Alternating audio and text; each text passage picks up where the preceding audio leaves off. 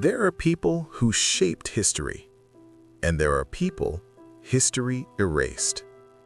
No photographs, no official records, no name that ever existed. They worked in silence, moved between borders, and when their mission was over, they were deleted. This is the true story of a man who officially never existed. When historians examine intelligence operations during the Cold War, they usually start with concrete points of reference: code names, official files, personal dossiers, or at least fragmentary records that allow a reconstruction of events. Even the most secret missions tend to leave some trace. After all, bureaucracies, by nature, document their actions, even if only partially. But there exists a case that defies this expectation entirely. It is not defined by what is present in the archives, but by what is missing. A series of references appear repeatedly across multiple declassified documents from different agencies and different countries over the course of several years. They refer to a source whose identity is never specified. No name, no code name, no nationality. The operative is mentioned consistently in contexts of significant strategic importance, yet no administrative record can verify his existence. At first, such anomalies might seem insignificant. Intelligence documents frequently obscure identities to protect sources. Analysts routinely encounter redacted names, encrypted identifiers, and deliberately vague references. But the more these files were studied, the more the pattern became apparent. Multiple agencies, operating independently, all relied on a single unregistered individual for critical intelligence. The consistency of his contributions, combined with the total absence of official records, is unprecedented. Further investigation revealed that his operational role was not trivial. In multiple reports, the individual is credited with providing early warnings of diplomatic shifts, emerging security vulnerabilities, and even subtle changes in rival states' strategic posture. Decisions were influenced based on information attributed to him. Analysts repeatedly described his contributions as unusually accurate, unusually timely, and unusually reliable. Yet every reference remained intentionally vague. There is no internal biography, no mention of recruitment, no record of training or previous assignments. Former intelligence officers, when consulted decades later, described the situation as structurally impossible. An operative producing actionable intelligence of such significance should leave a trace somewhere: a file, a handler's report, a training record. In this case, nothing survives that can conclusively identify him. It is as if the system itself had deliberately eliminated any connection between the individual and the institutions that employed him. What is clear is that the operative did exist in a functional sense. He produced information that altered strategic calculations, shaped decisions, and informed policy. And yet, as far as any official archive is concerned, he never existed. This paradox is the foundation of the case. A person whose influence can be traced through outcomes, but whose identity cannot be traced through documentation. The significance of this is twofold. First, it demonstrates the lengths to which intelligence agencies could go to maintain deniability, to obscure the human source behind critical information. Second, it presents a profound challenge for historians and investigators. Traditional methods of historical reconstruction, cross-referencing documents, verifying personnel files, and examining operational logs, fail in the face of deliberate absence. Analysts must rely on indirect evidence, patterns, and inference rather than direct proof. It is within this space, between what is known and what is deliberately erased, that the investigation unfolds. By piecing together fragments from different archives, comparing internal memoranda, and analyzing patterns of intelligence flow, it is possible to outline the operational footprint of this non-person. Yet no certainty exists. There are gaps, inconsistencies, and deliberate omissions. In some respects, the investigation is defined not by its conclusions, but by the silence it must navigate. The operative's case challenges the conventional understanding of intelligence. Intelligence work is usually measured in files, reports, and confirmed contacts. Here, effectiveness is documented indirectly, trust is established without personal recognition, and success is indicated solely by outcomes. A historian cannot point to a photograph or an official file. An analyst cannot reference a promotion, a training report, or an award. All that remains is evidence of influence, the operational footprint left by an individual deliberately erased from institutional memory. This investigation is therefore not a biography in the traditional sense.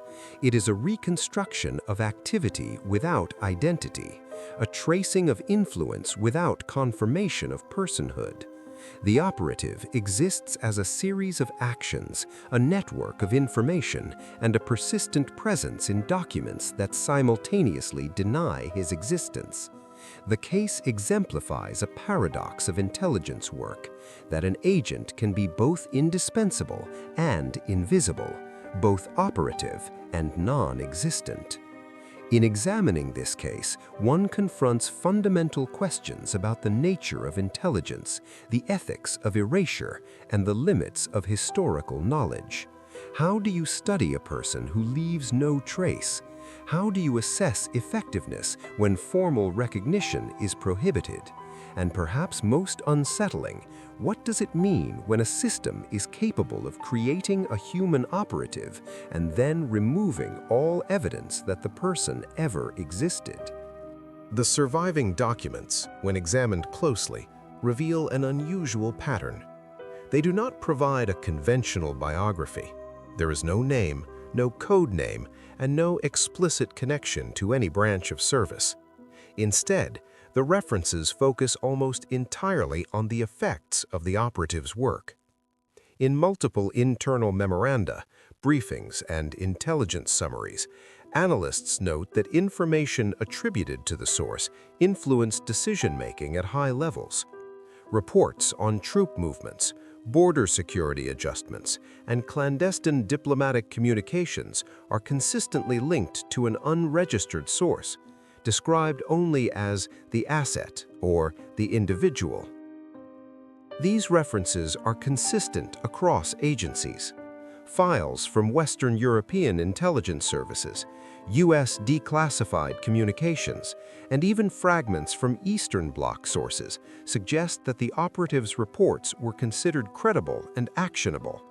Yet every description deliberately omits personal details. Analysts frequently use qualifying phrases, identity unconfirmed, or source has no formal attachment. Such language indicates both recognition of the operative's value and an intentional effort to obscure who he was. What makes this particularly significant is the level of trust the operative commanded. Even with no recorded training, no file in personnel archives, and no code name, his intelligence was treated as authoritative. Multiple references indicate that his reports were used to make strategic predictions and influence operational decisions. There are repeated annotations marking the reliability of his information as unusually high, a descriptor that appears across independent reports from separate agencies. This degree of trust without documentation is extremely rare and raises questions about the methods by which intelligence organizations assess credibility. The pattern of these documents demonstrates operational security practices that differ from standard procedures. Normally, even high-level agents leave traces: personnel files, recruitment reports, travel orders, training documentation. In this case, none of these conventional elements exist. Instead, the operative was referenced in outcome-focused documents, leaving investigators to reconstruct function and presence and influence from the consequences of the operative's work rather than any traditional personal record. These gaps in documentation are not merely oversights. Interviews with former intelligence personnel indicate that the absence was likely deliberate. The operative functioned in a category referred to internally as non-persons. This term describes agents created for extreme deniability, individuals whose administrative existence is minimized to the point of erasure. Unlike conventional agents, non-persons were not formally registered, did not possess standard identification within the service, and could be deployed across multiple jurisdictions without leaving conventional traces. Creating a non-person involved careful manipulation of both historical records and psychological conditioning. In practice, this meant constructing identities using available gaps in civic documentation, missing birth records, displaced populations, or destroyed archives. Agents were trained to internalize fabricated histories convincingly, enabling them to operate seamlessly within foreign societies without raising suspicion. As a result, their activities could be observed and acted upon without creating formal administrative evidence. The documents further suggest a complex communication system. The operative relied on indirect channels, including coded messages embedded in ordinary correspondence, dead drops, and encrypted brief encounters. By design, these methods reduced the need for direct contact, limiting exposure both for the operative and the agency. Internal notes emphasize that the operative's communication patterns were highly reliable and difficult to trace, confirming the sophistication of the operational design. Yet, despite these precautions, slight anomalies appear in the records. Analysts noted slight deviations in reporting schedules and minor inconsistencies in message content. While none of these anomalies indicate compromise directly, they suggest that the operative may have exercised a degree of autonomy, perhaps a side effect of the non-person construct itself. An individual trained to function independently with no formal ties to the organization inherently possesses agency beyond the control of any administrative system. For investigators, this duality, extreme reliability coupled with untraceable identity, presents both a challenge and an insight. The operative's influence is measurable through outcomes, yet his personhood is absent from the historical record. It is a rare case where results exist independently of documentation, forcing researchers to reconstruct activity solely through pattern analysis, cross-referencing, and inference. Ultimately, Part 2 establishes the central paradox: a highly effective intelligence operative whose contributions were critical, yet whose existence was never formally recorded. The documents provide a blueprint for understanding function and impact, but offer no insight into who the person was, where he came from, or how he was trained. Every trace of identity is replaced by evidence of operational effect, a structural void that defines the investigation. Creating a non-person operative is fundamentally different from deploying a standard intelligence agent. Traditional methods rely on forged documents, false identities, and cover stories, tools that can be uncovered over time.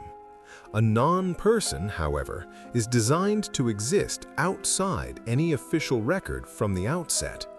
The objective is not merely to deceive foreign services, it is to ensure that even one's own agency cannot trace the individual in conventional terms. Historical context made such methods feasible. In the aftermath of World War II, Europe was a landscape of missing records, destroyed archives, and displaced populations. Millions of births, deaths, and migrations were undocumented or poorly recorded. Intelligence agencies recognized these gaps as opportunities. By carefully selecting missing or ambiguous records, they could construct identities that were administratively invisible. But identity alone was not enough. To function effectively, a non-person needed to internalize this fabricated history to the point of psychological reality. Training programs emphasized memory conditioning, emotional conditioning, and situational simulation. Agents were drilled on childhood memories, familial relationships, education timelines, and employment history, all invented, yet to be recalled convincingly under stress. Reports indicate that some operatives could respond emotionally to hypothetical experiences as though they had genuinely lived them. This allowed them to interact with the world naturally without betraying inconsistencies that could reveal their non-existence. Operational procedures were equally complex. A non-person could not rely on conventional communication channels that created administrative trails. Instead, intelligence agencies implemented systems based on indirect transmission, coded messages concealed in ordinary correspondence, dead drops in public spaces, brief in-person encounters lasting seconds, and encrypted radio signals accessible only to designated handlers. These methods minimized exposure and ensured that the operative's movements, actions, and messages left no formal trail. Psychological factors also played a critical role. Non-person operatives were trained to maintain detachment, to view themselves primarily as conduits for information rather than autonomous individuals. Their sense of self was deliberately constrained. Emotional attachment to colleagues or locations was minimized. Some reports suggest that over time, the conditioning blurred the line between invented and real memories, making the operative highly effective yet difficult to supervise. The benefits of this approach were clear. A non-person could move across borders, observe critical events, and transmit information with minimal risk of exposure. The lack of official records provided extreme deniability. If discovered, the operative's existence could be denied by every administrative layer. There would be no personnel file to subpoena, no passport to confiscate, no training report to analyze. The non-person was a ghost in the bureaucracy, yet fully operational. Yet the very features that made non-person operatives effective also introduced unpredictability. Detached from institutional accountability, the agent had latitude to act independently. While this could enhance creativity and adaptability in intelligence gathering, it also posed risks. Deviation from instructions could go unnoticed, and corrective measures could not be formally enforced. The system that produced control simultaneously created an individual capable of functioning beyond control. The documents that survive indicate that the operative under investigation was one of the earliest and most sophisticated examples of this methodology. Analysts note the deliberate absence of conventional identifiers, the reliance on indirect communication, and the psychological conditioning that enabled seamless integration into society. These factors combined to produce an operative who was effective, invisible, and critically deniable. For investigators today, reconstructing the actions of a non-person requires piecing together operational footprints from fragmented and often indirect records. Each report, each reference, each notation must be treated as a clue to the operative's activity rather than a confirmation of identity. This methodology shapes the investigation itself. Historians and analysts are forced to work in the space between presence and absence, tracing patterns rather than individuals. In sum, Part 3 establishes the mechanics of non-person creation. It demonstrates that the operative under investigation was deliberately designed to exist functionally while remaining administratively non-existent. The combination of record manipulation, psychological conditioning, and indirect communication created a paradox. A human agent whose operational presence is undeniable, yet whose existence cannot be verified through conventional means. Once deployed, the non-person operative entered a complex environment where the stakes were both immediate and invisible. Europe in the early 1960s was a mosaic of espionage activity. Cities like Berlin, Vienna, and Geneva served as crossroads of intelligence networks, with operatives from multiple nations operating openly under diplomatic cover, while others worked clandestinely among civilian populations. The operative in question, however, left no administrative footprint, and his presence was detectable only through the effects of his actions. According to surviving references, the operative maintained a low visibility profile. He had no formal employment in any governmental office, no political affiliations, and no behavior that might attract scrutiny. He was, in every observable way, ordinary. Analysts noted that his apparent neutrality was deliberate. Ordinary routines and ordinary interactions were the camouflage that allowed him to gather intelligence without revealing his operational role. The operative's tasks were primarily observational. Unlike conventional agents whose activities might include recruiting informants, conducting sabotage, or obtaining classified documents, this individual's contributions consisted of long-term monitoring, pattern recognition, and analysis of subtle changes in political and security dynamics. Reports attributed to him focused on timing, movement, and correlations rather than isolated events. This approach made his intelligence highly reliable but difficult to trace or corroborate. His communication methods were equally sophisticated. Messages were transmitted through indirect channels, coded notes embedded in routine correspondence, prearranged dead drops in seemingly innocuous locations, and brief in-person encounters, carefully timed and disguised as ordinary social interactions. These mechanisms were designed to minimize administrative traces while maintaining operational integrity. Internal notes describe the reliability of these channels as exceptional, with messages often reaching recipients before conventional intelligence would have predicted key developments. Yet, despite these precautions, subtle anomalies began to emerge. Analysts observed minor deviations in reporting schedules, slight variations in the structure of transmitted messages, and occasional inconsistencies in content. None of these anomalies indicated compromise in the conventional sense. No foreign agency appeared to have intercepted or influenced the operative. Instead, the anomalies suggested the possibility of independent action, a natural consequence of the non-person construct itself. Detached from administrative oversight, the operative was inherently capable of exercising discretion without formal approval or supervision. Internal discussions among intelligence officials reflected growing concern. Reports emphasized that while the operative's contributions were highly valuable, the lack of identifiable control mechanisms posed potential risks. Could an individual operating entirely outside formal structures continue to act unpredictably? Could critical decisions, influenced by his intelligence, occur without the organization's full understanding?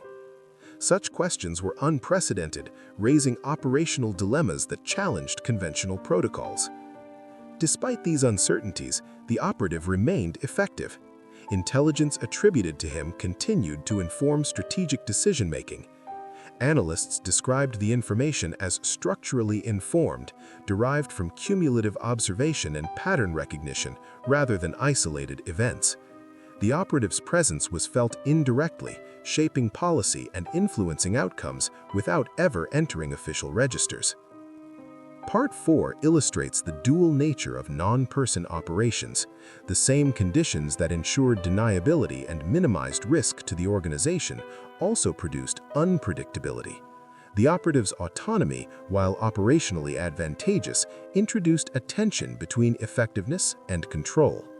For modern investigators, these subtle warning signs provide critical insight. They reveal the balance that agencies attempted to strike, maximizing intelligence output while minimizing exposure, and the inherent vulnerability in relying on an operative who exists beyond formal oversight. The operative's activity exemplifies the paradox of non-person intelligence work. He is present through results, yet absent from records. He's trusted without accountability, active without visibility. The anomalies in the documentation, while minor in isolation, collectively illustrate the fragility of a system built on administrative invisibility. For historians and intelligence analysts alike, this paradox becomes the defining feature of the case: a human agent whose operational footprint is undeniable, yet whose very existence challenges the fundamental structures of the institutions that employed him. At a certain point, all references to the operative abruptly cease. There is no final report, no extraction, no official termination. For intelligence organizations, this is highly irregular. Operations typically conclude with documentation. Even failures leave a paper trail. Silence in this context is deliberate. It signals an absence created intentionally, a removal not from action, but from memory. Subsequent examination of archives revealed further evidence of systematic erasure. Cross-references to the operative and internal databases were missing. Index numbers in chronological logs skipped expected entries. Reports that previously cited his intelligence contributions were altered or annotated to obscure his presence. The pattern is consistent with deliberate sanitization rather than archival error or oversight. Why would an agency erase evidence of an operative who was demonstrably effective? The most plausible explanation lies in institutional risk management. An individual who operates outside formal administrative structures represents a unique threat: effectiveness coupled with unaccountability. Recognizing the operative publicly would admit that the organization had created a human agent it could not fully control. From a bureaucratic standpoint, this is intolerable. Erasure becomes the simplest solution to an intractable problem. Internal communications from the period reflect concern over precisely this risk. Analysts and supervisors debated the implications of maintaining operational integrity while acknowledging the non-person. One memo notes that the existence of the asset cannot be confirmed without compromising deniability. Highlighting the paradox, validation of effectiveness inherently contradicts the principle of administrative invisibility. Despite these measures, the operative's influence persists in indirect ways. Decisions, strategic adjustments, and policy outcomes continue to reflect the intelligence he provided. The absence of a personal record does not negate the tangible consequences of his work. Investigators are left with results and outcomes, but no explanation of how the operative existed to produce them. This systematic removal illustrates a profound principle in intelligence operations. Control is often prioritized over transparency. Effectiveness alone is insufficient. The organization must also preserve the appearance of order and accountability. When an operative exceeds these bounds by producing high-value human agents without formal recognition, the safest course, from an institutional perspective, is to remove all traces. The disappearance raises additional questions. Did the operative vanish voluntarily? Was he recalled covertly, reassigned under a new identity, or neutralized entirely? The surviving records offer no clarity. All that remains is the pattern of erasure itself, which serves as evidence of both the operative's effectiveness and the agency's response. From a historical perspective, the case exemplifies the tension between human agency and organizational control. The non-person operative was both indispensable and invisible. His disappearance demonstrates how systems can simultaneously create, deploy, and eliminate a human being while preserving operational outcomes. The logic of erasure, eliminating the individual from records while maintaining the effect, reflects a deliberate, institutionalized approach to risk management that challenges conventional understanding of accountability and oversight. Investigators must therefore interpret the absence as part of the operative's operational footprint. The removal of documentation does not signify failure. Rather, it reflects the extraordinary lengths taken to ensure deniability and maintain systemic integrity. The paradox of influence without identity becomes the central lens through which the case must be analyzed, a human presence measured by outcomes yet untraceable within the historical record.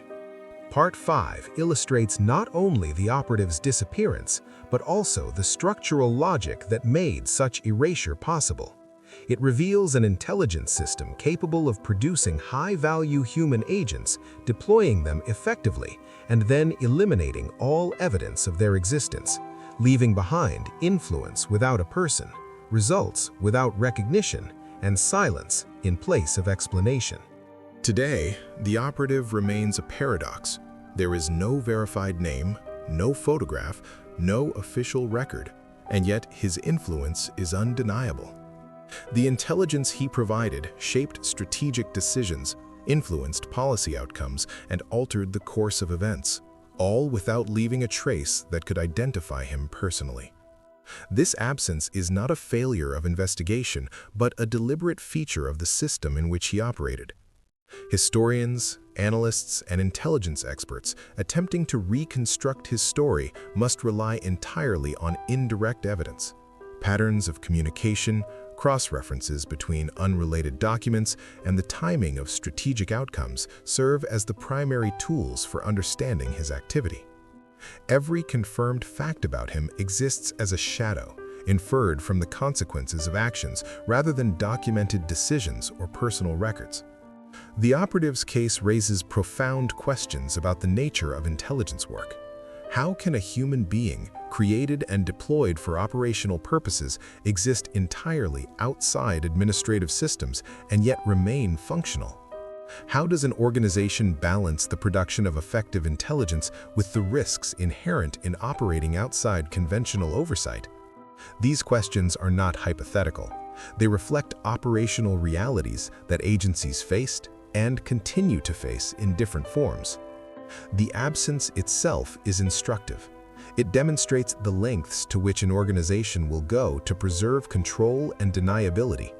Every trace of identity is removed not to punish failure, but to manage risk. Effectiveness, when combined with non-accountability, threatens institutional stability. By erasing evidence of the operative's existence, the system neutralizes the threat posed by the very success it produced. Yet, paradoxically, the operative lives on through outcomes. Strategic adjustments, diplomatic decisions, and intelligence analyses bear his imprint. Policies were informed, actions were taken, and consequences unfolded, all guided by a presence that official records cannot confirm. From a historical perspective, this challenges conventional notions of agency, accountability, and documentation of human activity. What ultimately remains is a negative space, an outline of influence without a person, a map of effect without confirmation of origin. The case demonstrates the capacity of systems to create, utilize, and erase human agents while preserving operational objectives.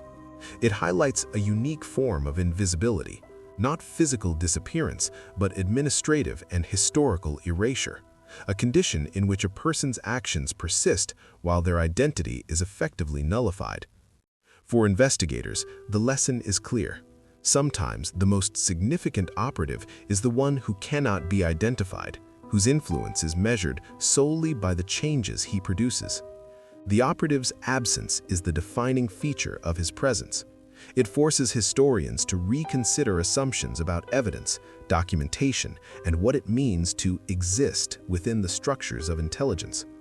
In the final analysis, the case of this non-person operative exemplifies the tension between human agency and institutional control. It challenges conventional history, revealing that systems capable of deploying intelligence can also erase those who produce it. The operative, though invisible in official records, remains profoundly present in the outcomes he influenced, a ghost whose story is told through the silence he left behind and the indelible mark of his unseen work.